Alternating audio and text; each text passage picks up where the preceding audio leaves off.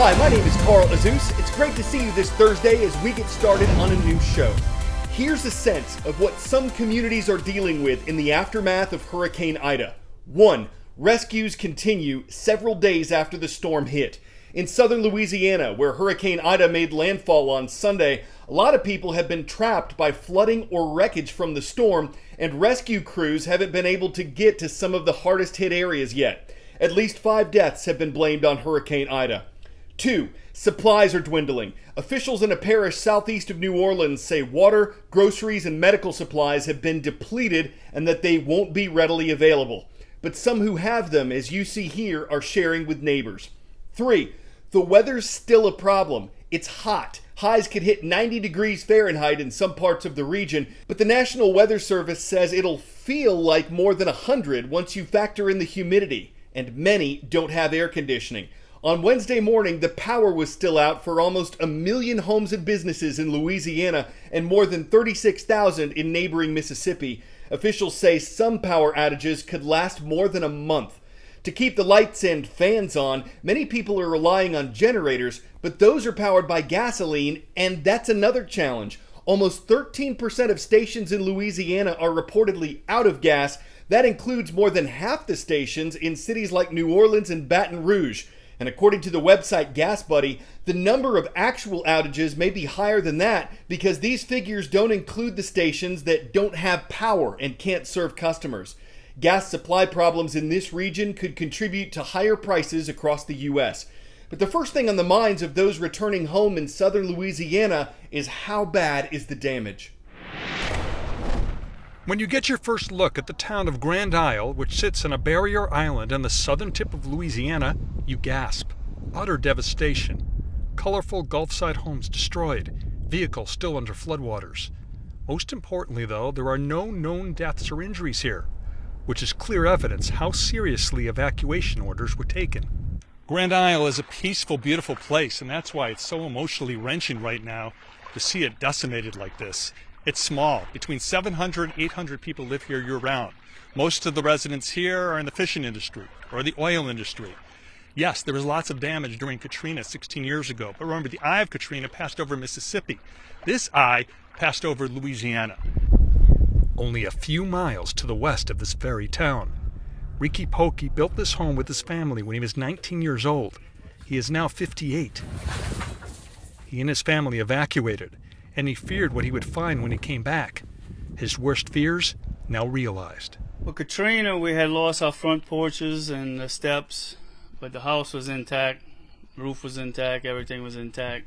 His house, now like so many other homes, unlivable.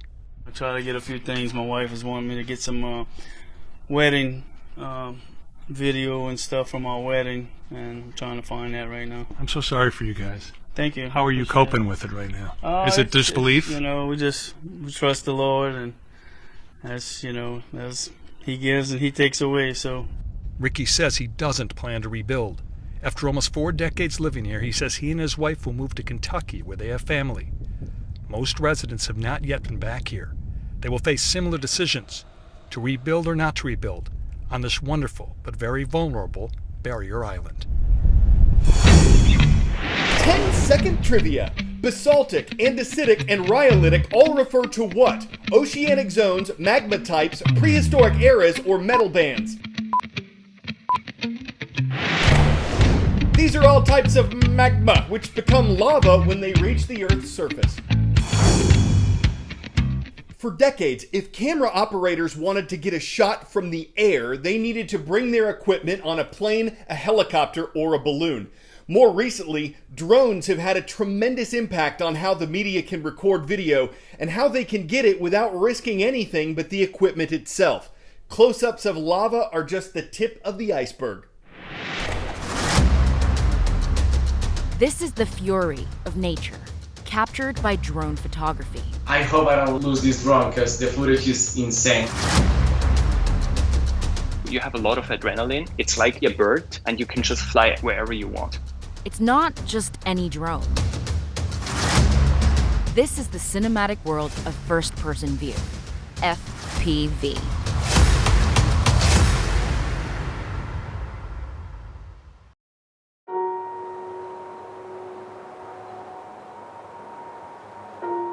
As far as drone shots go, you're probably familiar with these, where drones are piloted from the ground.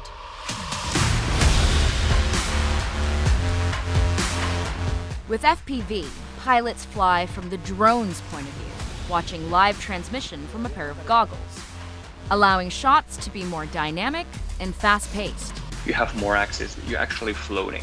When you fly FPV, you observe, you explore nature from a perspective which you cannot, not even with the helicopter. Meet Ellis from Switzerland. So, I just love it. And Julio from Costa Rica. From different sides of the world, they both share a passion for capturing cinematic FPV videos. I would say the FPV actually allows you to keep that story flowing. They keep things spicy. In 2021, Julio filmed the erupting Pacaya volcano in Guatemala, following the rivers of flowing lava with his drone. In order to capture these shots, he hiked up the mountain in the middle of the night and waited for first light at 5 a.m. I stood right next to the flow of lava, like 50 meters away. I was flying full speed with this drone in order to make sure that it wasn't gonna melt.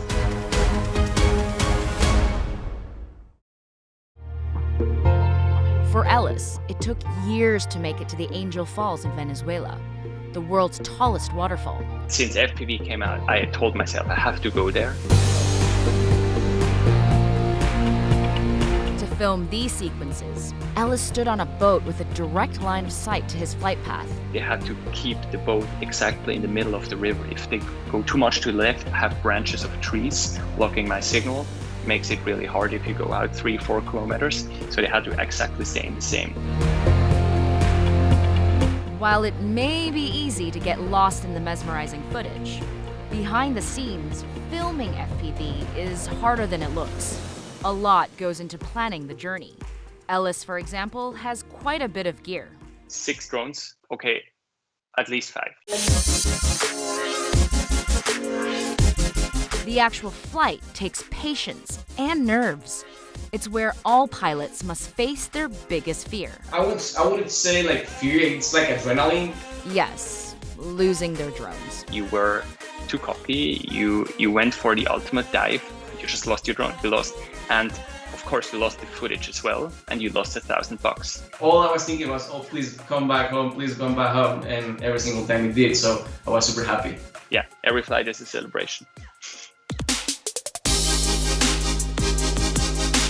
For both Julio and Ellis, their FPV work provides opportunities to be creative and flex their technical skills. I spent probably 1,400 hours on just the technicality of FPV drones. You understand the technical components and you understand the limitation. You know how far you can go. Your creativity is your limitation, like that's it.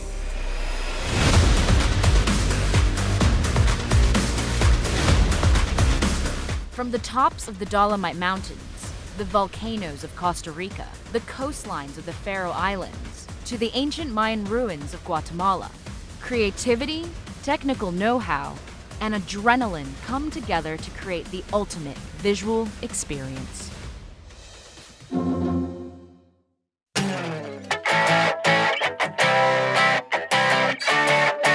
Meteorologist Anthony Farnell at Global News Toronto knows how to stay focused. He was on air live recently when, what's up, dog? His pet, whose name is Storm, just wandered onto the set, and Farnell barely missed a beat. Yes, Storm is in the building, getting some treats, walking on thin air. Farnell and Storm just kept on doing what they were doing as if this happens every day. What a way to weather the high pressure, or at least put up a front, when the unexpected precipitates, when it's raining cats and dogs, or at least dogs, in the studio. Farnell didn't need to pant to keep his cool, he just stayed doggedly determined to get barked to the forecast. I'm Carl Azus. We're giving a shout out today to Duchesne High School. It is located in Duchesne, Utah. They did the one thing you can do to get a shout out. They subscribed and left a comment at youtube.com/CNN10.